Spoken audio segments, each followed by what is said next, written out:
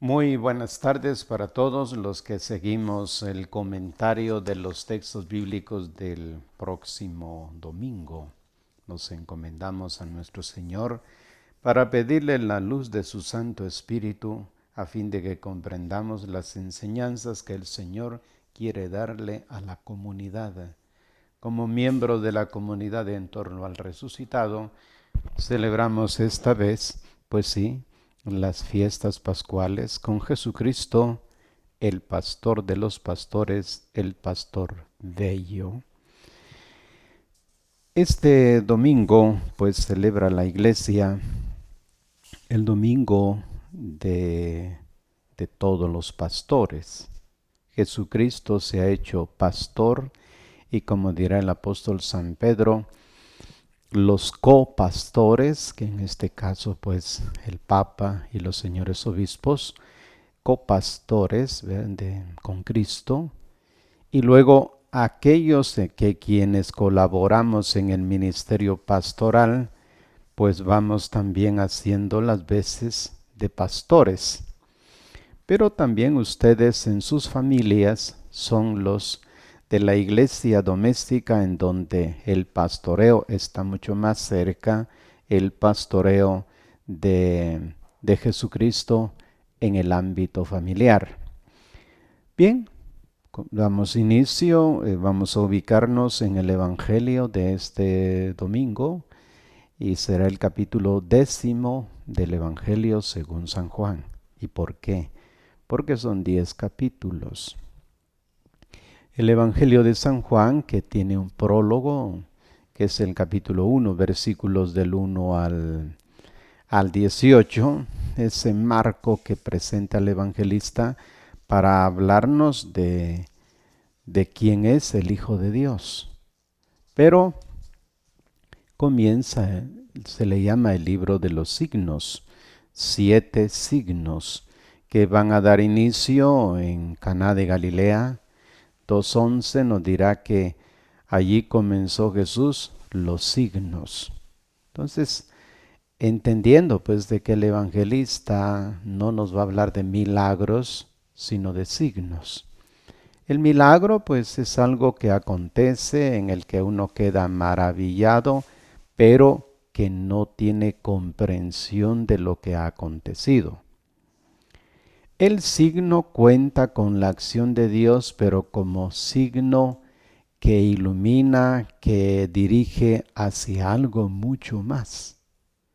Y estamos en el libro de los signos, del capítulo 2 al capítulo 11, y cierran los signos con la resurrección de Lázaro.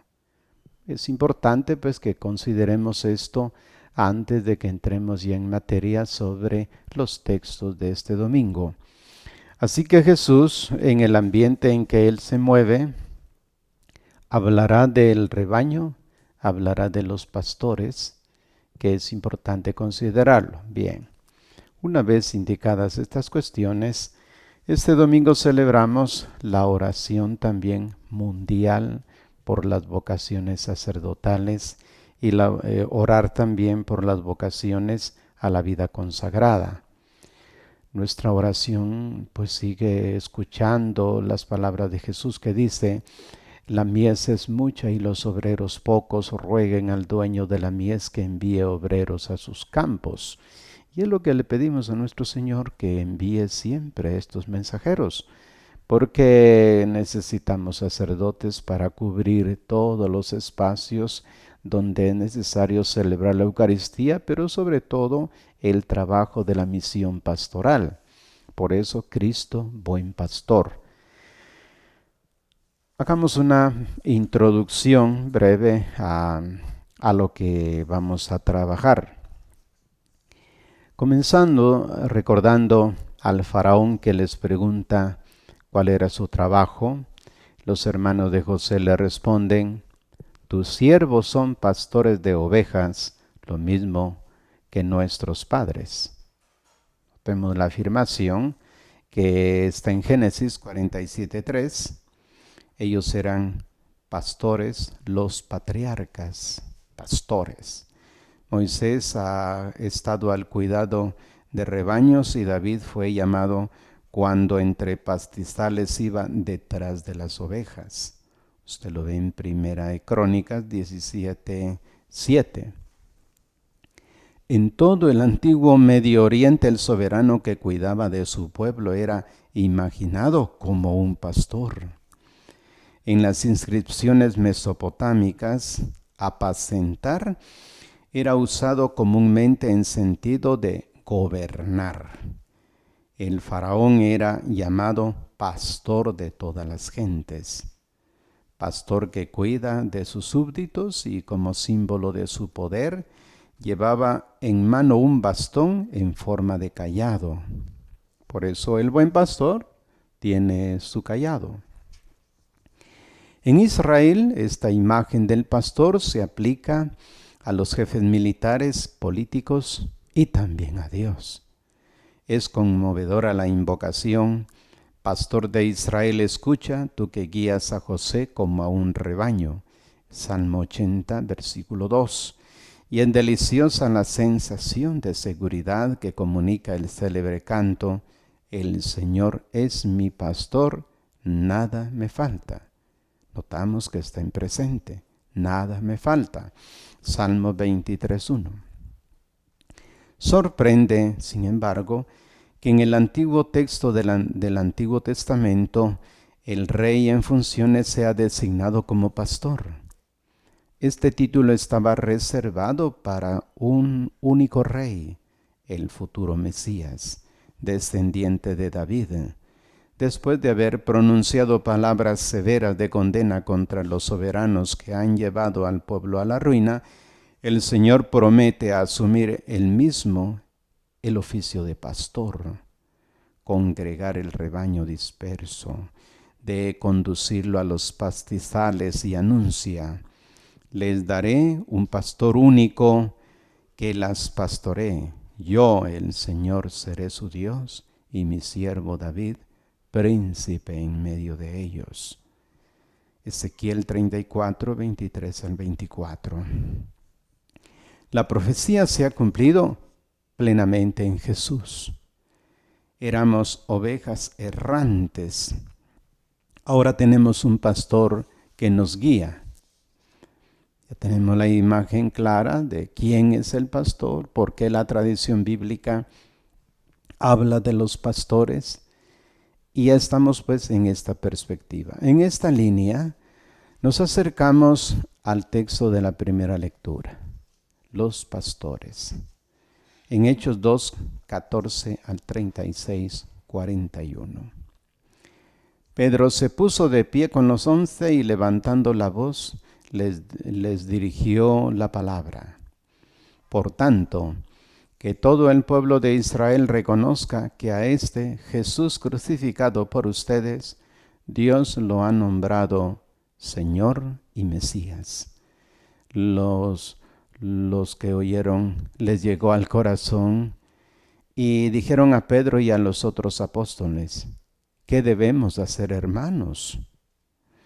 Pedro les contestó: arrepiéntanse y háganse bautizar invocando el nombre de Jesucristo para que se les perdonen los pecados, y así recibirán el don del Espíritu Santo.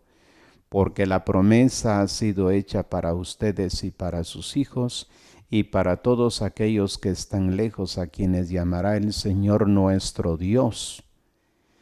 Y con otras muchas razones les hablaba y les exhortaba diciendo: pónganse a salvo, apártense de esta generación malvada.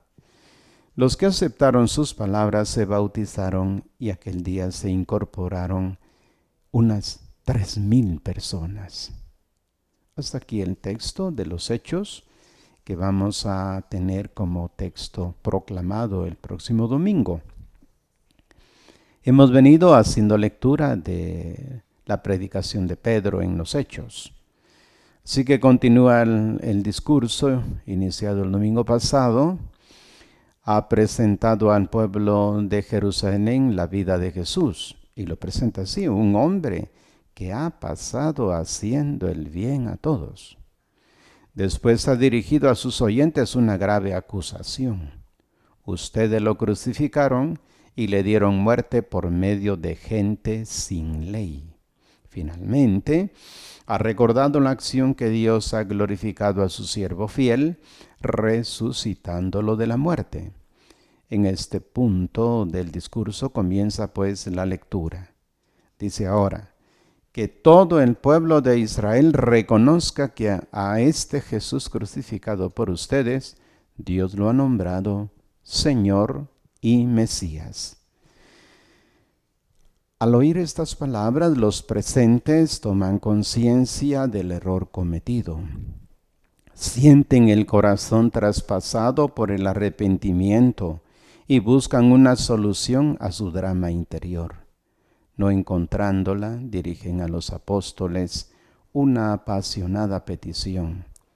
Hermanos, ¿qué debemos hacer? Es la expresión de su total disponibilidad a seguir sin condiciones el camino que el Señor querrá mostrarles. La palabra de Dios es siempre una denuncia del pecado e invitación a la renovación, pues a la conversión es más penetrante que una espada de dos filos, escribió el autor de la carta a los Hebreos en 4:12. Traspasa, dice, el corazón y mete al desnudo toda debilidad, toda maldad, todo error. Así que frente a esta palabra, la única actitud honesta es la escucha humilde, la disponibilidad a dejarse cuestionar, a cambiar, a renegar los errores del pasado e iniciar una vida nueva. La respuesta de Pedro presenta las 3 etapas que señalan el camino de la salvación: la conversión de la vida pasada, eso es lo primero, la conversión de la vida pasada y de los errores cometidos, el bautismo, cómo debe sumergirse en Cristo, y la alegría de acoger el don del Espíritu. Con esto tenemos ya en la primera lectura las claves, ¿verdad? ¿Quién es Jesús de Nazaret? ¿Por qué murió? ¿Qué es lo que yo debo hacer como pecador? La gente preguntó, ¿qué debemos hacer? Que cada uno se haga bautizar en el nombre del Señor Jesús, es decir, sumergirse en Él. Y al sumergirse en Él, como lo dijo en el capítulo 7 de San Juan, yo soy el agua viva.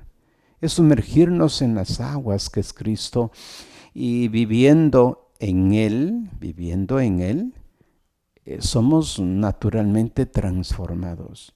Por eso la alegría de recibir el don del Espíritu Santo que se nos comunica como una gracia especial, y podemos de esta manera nosotros los cristianos vivir esta, diríamos, participación en Cristo, de manera que todo lo que hacemos es participación en la obra de Cristo. Permítanme ahora entrar a la segunda lectura, que está tomada naturalmente de la carta primera de San Pedro, en el capítulo 2, los versículos 20 al 25. Queridos hermanos, pero si haciendo el bien tienen que aguantar sufrimientos, eso es una gracia de Dios. Esa es su vocación, porque también Cristo padeció por ustedes, dejándoles un ejemplo para que sigan sus huellas. No había pecado ni hubo engaño en su boca. Cuando era insultado no respondía con insultos, padeciendo no amenazaba, más bien se encomendaba a Dios, el que juzga con justicia. Él llevó sobre la cruz nuestros pecados, cargándolos en su cuerpo, para que muertos al pecado vivamos para la justicia. Sus cicatrices nos sanaron. Antes andaban como ovejas extraviadas, pero ahora han vuelto al pastor y guardián de sus almas. En el texto, pues, de la primera carta de San Pedro, continúa, pues, la exhortación de Pedro a los bautizados.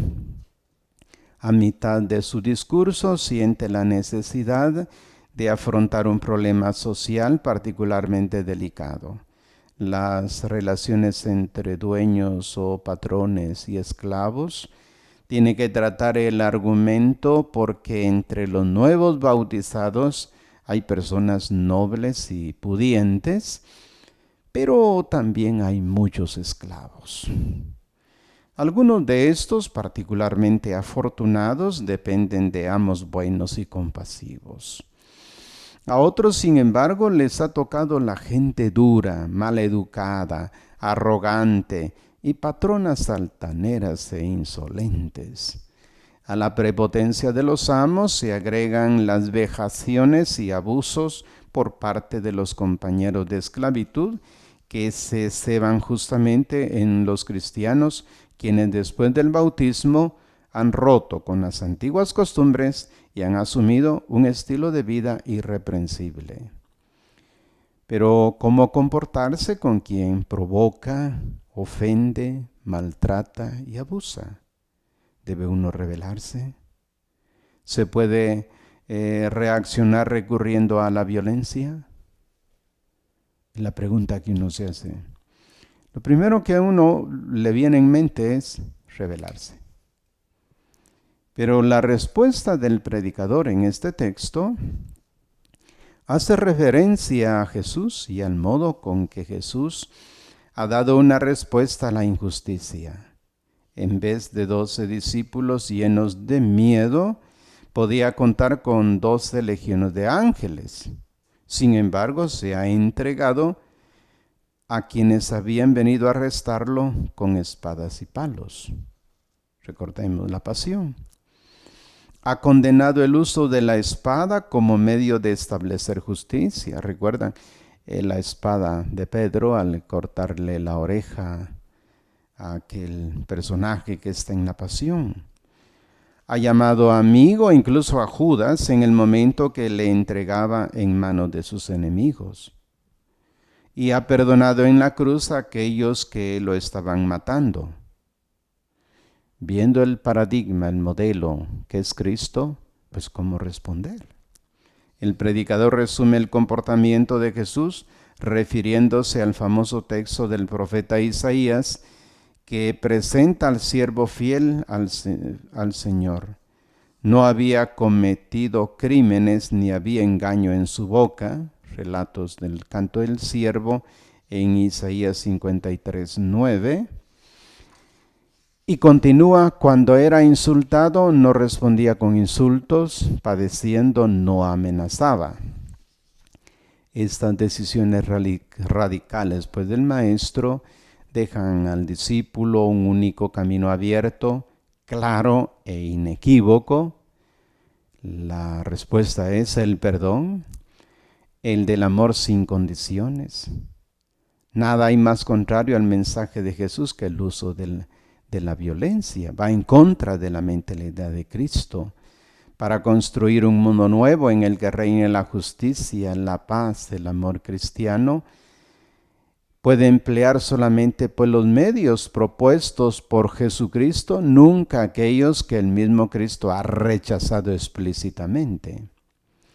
La lectura concluye con una imagen que resume de un modo vivo este mensaje. Antes andaban como ovejas descarriadas, ahora han vuelto al pastor y guardián de sus vidas. De modo que pertenecer al rebaño de Jesús, pastor, significa seguir sus huellas, renunciar a los odios, rencores, venganzas y hacer propios sus sentimientos y sus gestos de amor. Vamos notando pues que la presentación que ha hecho en la predicación de Pedro allá en los Hechos y ahora Pedro que también continúa en esta homilía que está dando a los recién bautizados, les está indicando cómo deben vivir la vida nueva en Cristo. Y llama la atención porque dice que hemos vuelto al pastor y guardián de nuestras vidas. Es Jesucristo, pues, el buen pastor. Y este buen pastor que indica San Pedro, miren, aprendamos de él. O como explica San Pablo en la carta a los Filipenses, dice, tengan los mismos sentimientos que tuvo Cristo. Pues esa es la razón, por ahí vamos. Ahora nos acercamos al Santo Evangelio para hacer esta presentación de lo que es el objetivo ya concreto de las palabras mismas de Jesús como el mejor de los pastores, el bello pastor. En San Juan 10, 1 al 10, en nuestro Evangelio, en aquel tiempo dijo Jesús a los fariseos: les aseguro, el que no entra por la puerta al corral de las ovejas, sino saltando por otra parte, es un ladrón y asaltante. El que entra por la puerta es el pastor del rebaño. El cuidador le abre las ovejas oyen su voz, él llama a las suyas por su nombre y las saca. Cuando ha sacado a todas las suyas, camina delante de ellas y ellas le siguen porque reconocen su voz. A un extraño no le siguen, sino que escapan de él porque no reconocen la voz de los extraños. Esta es la parábola que Jesús les propuso, pero ellos no entendieron a qué se refería. Entonces les habló otra vez. Les aseguró que yo soy la puerta del rebaño. Todos los que vinieron eran ladrones y asaltantes, pero las ovejas no los escucharon. Yo soy la puerta. Quien entra por mí se salvará. Podrá entrar y salir y encontrar pastos. El ladrón no viene más que a robar, matar y destrozar. Yo vine para que tengan vida y la tengan en abundancia. Hasta aquí el texto del domingo en el Evangelio. El cuarto domingo de Pascua es conocido pues como el domingo del Buen Pastor, porque en cada uno de los 3 años del ciclo litúrgico viene propuesto un pasaje del capítulo 10 del Evangelio según San Juan. Hoy viene presentada la primera parte de este capítulo. El otro año seguiremos los versículos 11 hasta donde indique, y dentro de 2 años más, el ciclo C concluirá el capítulo. Así que durante los 3 años se irá leyendo una parte de este capítulo 10 en el Domingo del Buen Pastor. Y el tema central naturalmente es Jesús, Buen Pastor. No viene desarrollado, sino solamente mencionado en este domingo. Solo se menciona. La imagen central, en efecto, ahora es la puerta, que está en el versículo 7. A esta imagen se añaden otras: el recinto, los ladrones, los bandidos, el guardián, los extraños. ¿Ve? Entonces, aquí van varios personajes y uno se pregunta quiénes son, qué representan, cuál es el significado de esta comparación. Introduzcamos una nota explicativa sobre los usos y costumbres de los pastores de Palestina. El redil era un recinto rodeado de un muro de piedra sobre el que se colocaban de espinas y se dejaban crecer cardos espinosos para impedir que las ovejas salieran y que los ladrones entraran.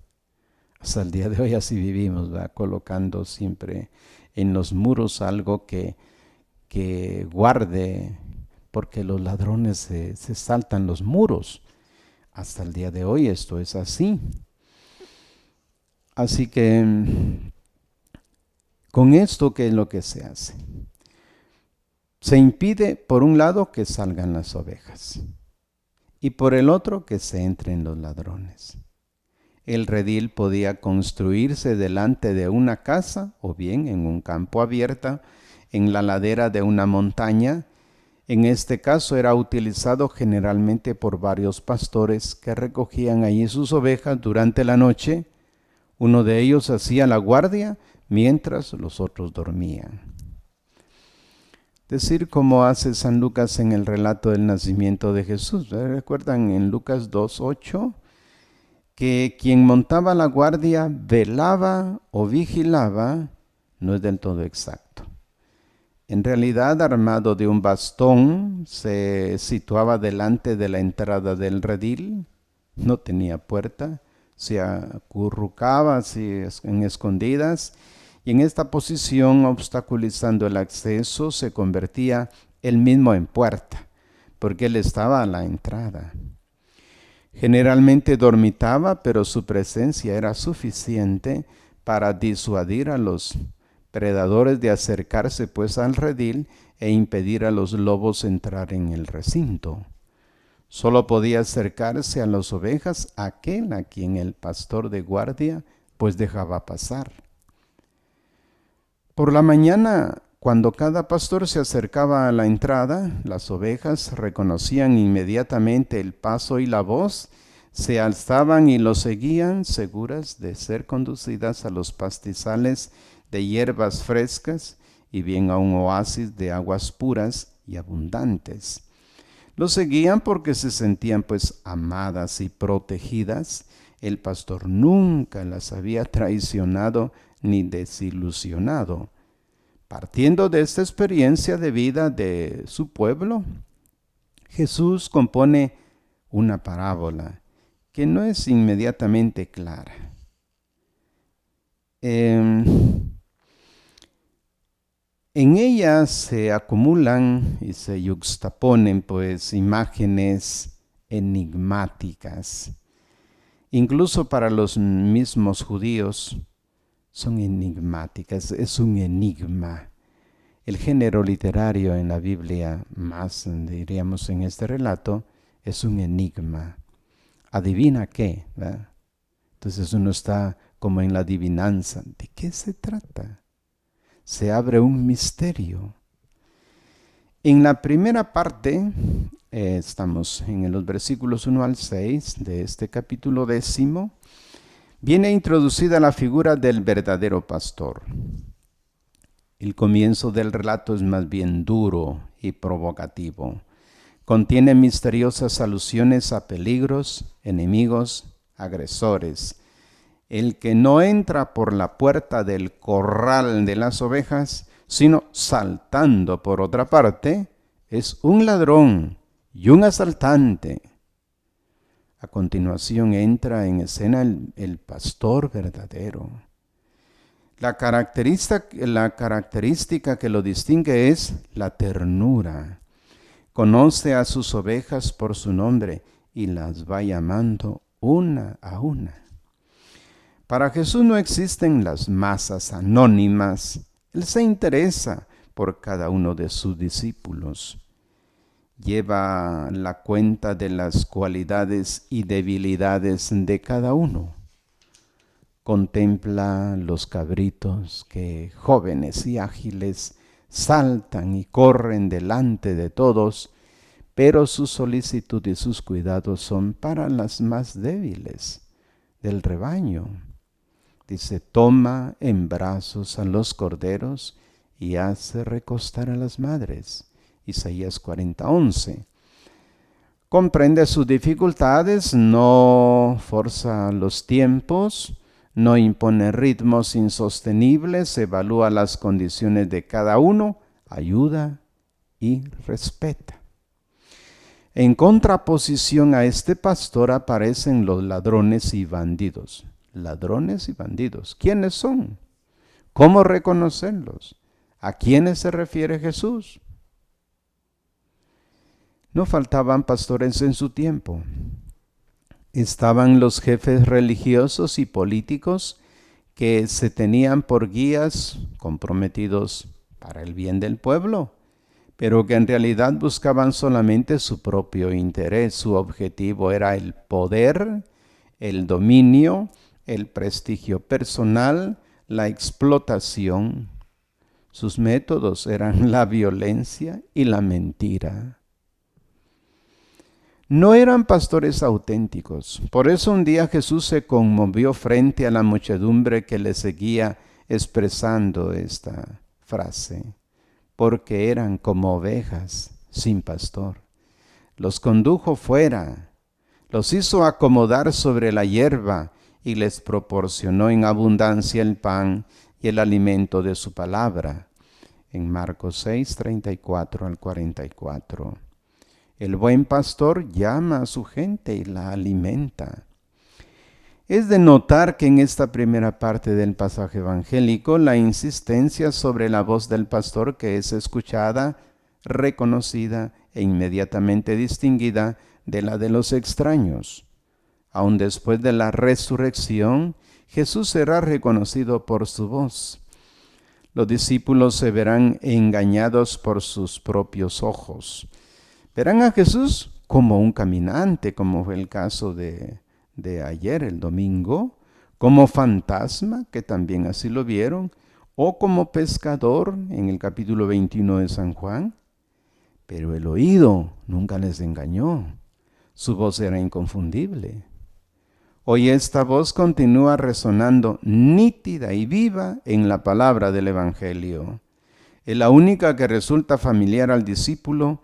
Las otras que se sobreponen, aunque fuertes e insistentes, les resultan extrañas.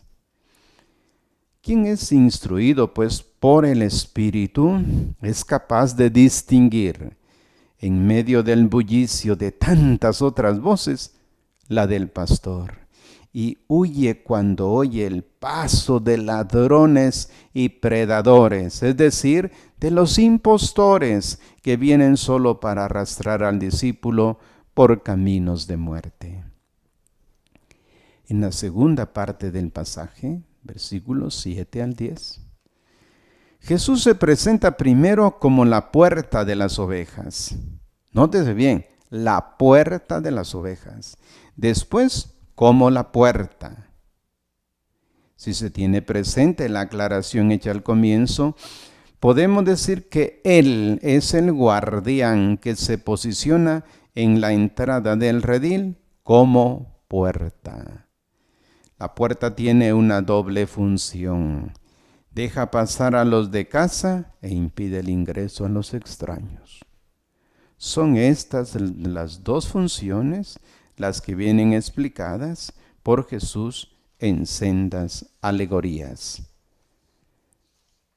Él es el que decide quién puede tener acceso a las ovejas y quién debe permanecer alejado del rebaño. Puede pasar y es reconocido como buen pastor quien ha asimilado los mismos sentimientos y las mismas disposiciones de Jesús respecto a las ovejas, quien está dispuesto a dar la vida como Él ha dado. Los ladrones y bandidos son aquellos que han venido antes de Él.